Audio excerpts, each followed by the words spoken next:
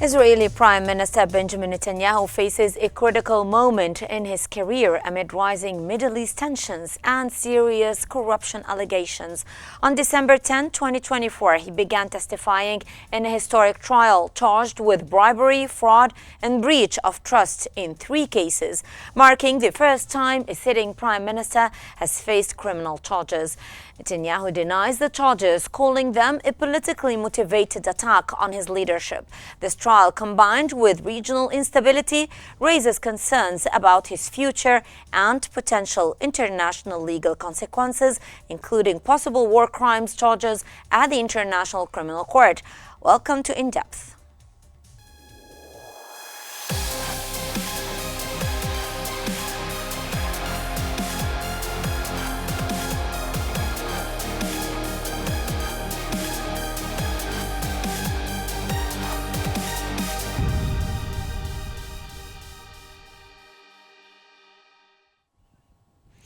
Israeli Prime Minister Benjamin Netanyahu's long-running corruption trial has deepened divisions with Israeli society, with his legal battles fueling political polarization, including on bribery, fraud, and breach of trust in 3 cases. Netanyahu has denied all charges, while Netanyahu's supporters argue that the charges are politically motivated. His critics see his actions as a betrayal of public trust. The trial has contributed to a broader political rift, particularly after his far-right government's controversial judicial overhaul plans sparked widespread protests. The ongoing legal proceedings have intensified the divide, with many Israelis questioning the integrity of their leadership, especially amidst the ongoing Israeli aggression in Gaza. Netanyahu's refusal to step down has only fueled debate over his legitimacy as a leader. Israeli Prime Minister Benjamin Netanyahu has taken the stand for the first time in a long-running corruption trial, facing charges of bribery, fraud, and breach of trust. Netanyahu will testify 3 times a week, despite the Gaza war and possible new threats posed by wider turmoil in the Middle East, including in neighboring Syria. Netanyahu was indicted in 2019 in 3 cases involving gifts from millionaire friends and for allegedly seeking regulatory favors for media tycoons in return for favorable coverage. He denies any wrongdoing.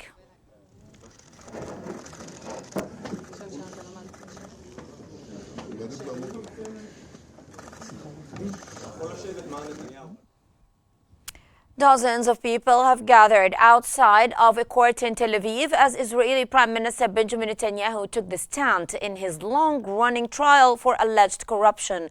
Some were protesting against Netanyahu, including family members of detainees held in Gaza, and others were supporting him. Despite the pressure, the polarizing Netanyahu has rejected calls to step down and has used his position as prime minister to lash out at law enforcement, media, and courts.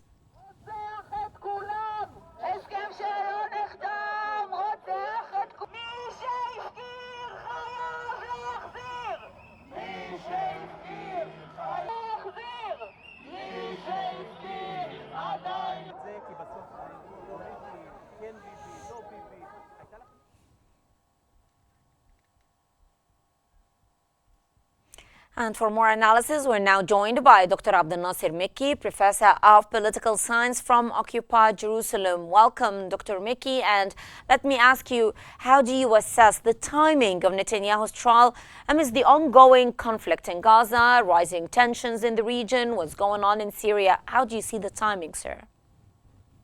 For this matter, I think that this is something related to the Israeli, that court and the Israeli system. It is not dependent on the time that it is time crisis. Is there any war in Gaza or the South Lebanon or neighboring in Syria? Because this is the system inside Israel, the legal system inside Israel. This started in 2019, as you know, as they accused as Mr. Netanyahu, the prime minister. And it is the first time that prime minister in Israel stand, as you know, in the investigation regardless that there is the war in Gaza before 14 months, or in South Lebanon, or what they are doing in Syria. So this is the things that should be taken into consideration, that this bribery and fraud and also breach of trust, this is charged against Netanyahu, and there is about three cases, which is case 4,000, 1,000, 2,000 that have been accused to Netanyahu. So I think the legal system inside Israel is not related to the ongoing, political or security. It is something related to the system itself in Israel. Dr. Mickey, what are the potential implications for Netanyahu if he is actually convicted of corruption charges? It is, if we talk about that, about convicted, that he will be convicted for this, that's the things or matters. I think he will not go to jail now, because according to the Israeli system, unless he appeals or he say that he guilty, they will go ahead with this, that's trial and the court until 2026, which is the end of his, his regime, or his as the prime minister. So I don't think that he will go to jail, and also there is something else. The Israeli system, that it is something that for the legal thing, it will take time. As you know, 3 times per week, 6 hours per day. So it's now also today they started, but they postponed this until Friday. So we could see that it will be postponed, and also there will be, as you know, 120 witness was before. So maybe it will take much more time until he will the end of his, that's as prime minister. Mm-hmm. So what implications could Netanyahu's testimony have on public opinion and on the Gaza ceasefire agreement? I don't think so that will be an influence on the impact or in Gaza, or what's happening now, even bombing Syria by the IDF, the Israeli, sources, security, because it's something related to the security issues and for the security matter. So what is going now for the impact on Gaza or on Syria? I think now they are thinking to go to ceasefire with Gaza, and there is the pressure from the President Trump, and at the end, that the Prime Minister Netanyahu now is going to and continue, and I think they will be like a small ceasefire, and Netanyahu will go ahead with this in order that he will send a message to the public opinion in Israeli that he is encourage this deal of ceasefire and to release the hostage. So he in this matter, Netanyahu try to shift these things about his trial and about that he corrupted, all these cases of the corruption. Mm-hmm. So, Doctor, in your own opinion, could a guilty verdict lead to calls for Netanyahu to face charges at the International Criminal Court for war crimes? Yes, I think why not? Because this is this is in Israel. They have the democracy. They have, that. I don't want to say that. I want to be logistic in this. The Israeli system, political system, and as you know, and also all the Israeli democracy, they are there, and they have the separation of power between the 3 authorities. And Netanyahu is the prime minister because he has 64 seats in the parliament. But also at the same time, if he is guilty and the court could reach to accuse him by bribery and fraud, and also by the breach of trust, I think he will go to jail. And also at the same time, he has been, that from the CEC, from the court in La Haye, also they consider him as a criminal. So I think that maybe will be the first case that the prime minister in Israel will go to jail. Why not? So, what role do international perceptions play in Netanyahu's trial, especially regarding allegations of war crimes in particular? Again, I don't understand what you mean. I was just asking you, sir, about the international perceptions. How do they play in Netanyahu's trial, especially regarding the war crimes indictments that he faces? I think that the national also they all consider him if he guilty. I think he will go to jail, and also the international community will see that the Israeli system and regime is a system that anyone will violate that the system. He will go to jail. That's what they will see him as a prime minister. He will go to jail. That's what. So, how could public sentiment, for example, in Israel, shift if Netanyahu was found guilty of corruption? He found that as a corruption, as you know, he will go to the jail. But also at the same time, inside Israeli, it will be this is the system, and that's all the world will see that this prime minister, even if he have the power from the cabinet and from the parliament, there is no any protection to protect him. So, how does the current situation in Gaza impact the judicial proceedings against Netanyahu and public opinion about him? Okay, this is something different. You know that even the Israeli, not Netanyahu himself, but also all the Israeli opinion now, even the community, the Israeli community, even the opposition and the government, the extreme, they are not interested in what's happening in Gaza, as criminals or like a genocide.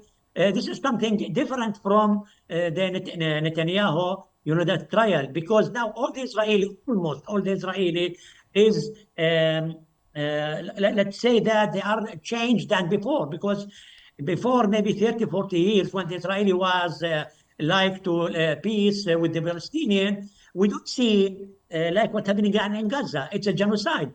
But now the Israeli different. They are the society is going or shift to the extreme, and this is something. The first time that we noticed inside Israel, maybe the 7th of October was the main cause for this, the change inside the Israeli. But what what will happen? I think that there is any impact in Gaza. But one thing I would add is that now the Israeli and some voices like the former Minister of Defense, Moshe Alon, said that this is genocide inside what's happening in Gaza. So he had been accused that he is sympathy with the Palestinian. And also something else for Gaza, I think the Israeli want now to push on Netanyahu, even about maybe 40 or 45 percentage from the Israeli society. They want him to go to deal to release the hostages. But what is this kind or the shape of this deal? It will be small. They are saying about this small deal in order to release the women and also the patients. This is now what they're talking about. And you know that they met in before 2 days in Cairo. The members of Hamas was there, Khalil Hayya, and also this there. So I think now there are something under the table is maybe in Cairo between Egypt and between even Turkey and also Qatar and the United States of America in order to solve and to handle the matter of the hostages. So before we continue, let's take a moment to explore charges faced by Netanyahu, and we'll be right back.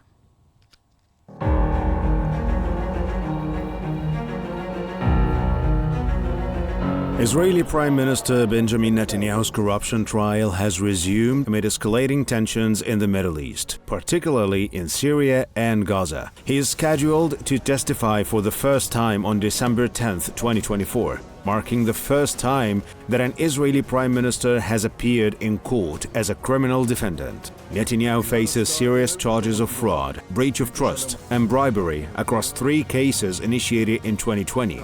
These charges include accepting gifts from businessmen and manipulating media coverage for political gain.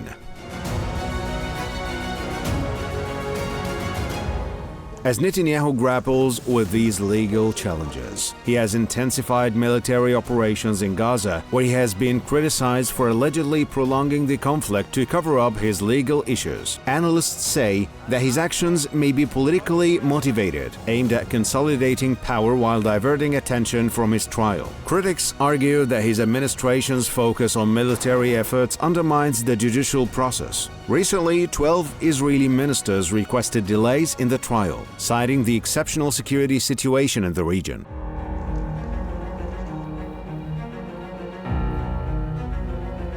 The implications of the Netanyahu's trial extend beyond domestic politics. If convicted, he could potentially face international scrutiny and even charges at the International Criminal Court for war crimes related to his military actions. However, under Israeli law, he will remain in office unless convicted, and his appeals are exhausted. As tensions rise and military actions escalate, the intersection of Netanyahu's legal battles and regional conflicts presents a complex scenario for Israel's future governance and stability.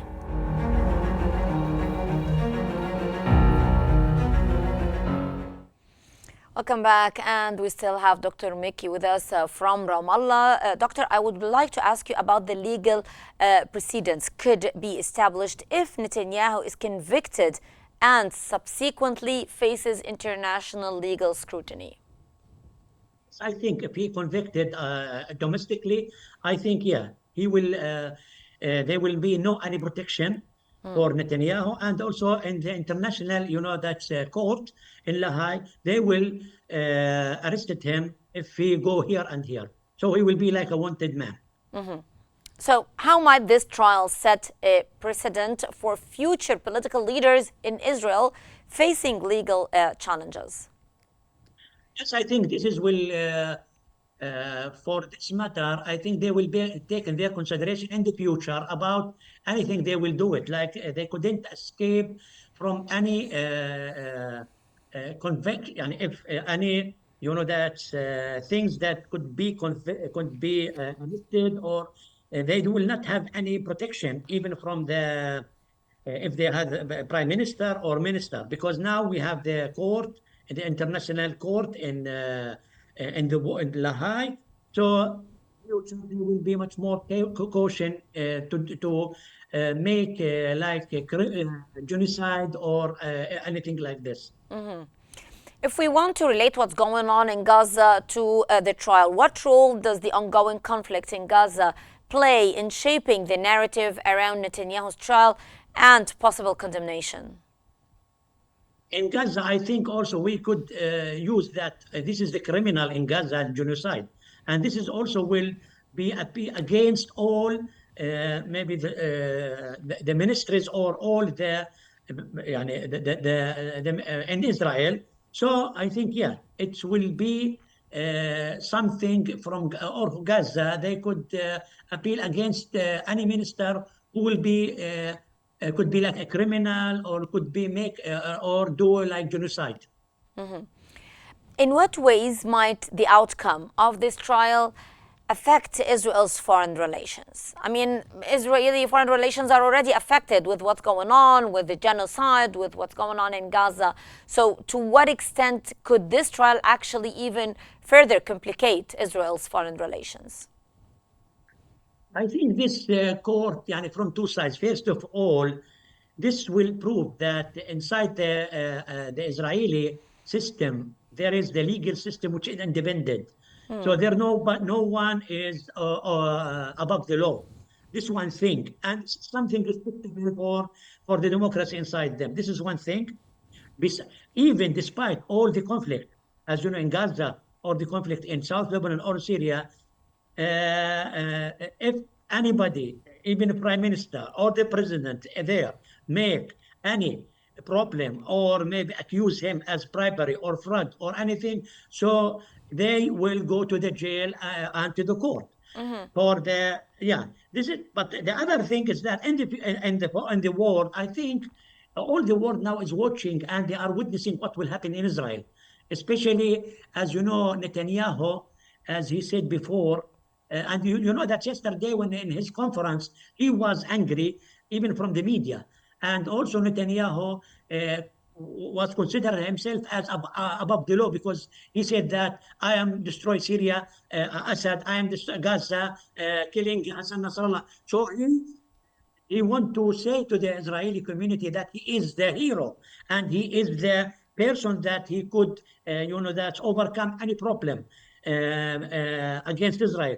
But it is something will not help him because the corruption is corruption, and it will not help him if he convicted for this bribery or fraud.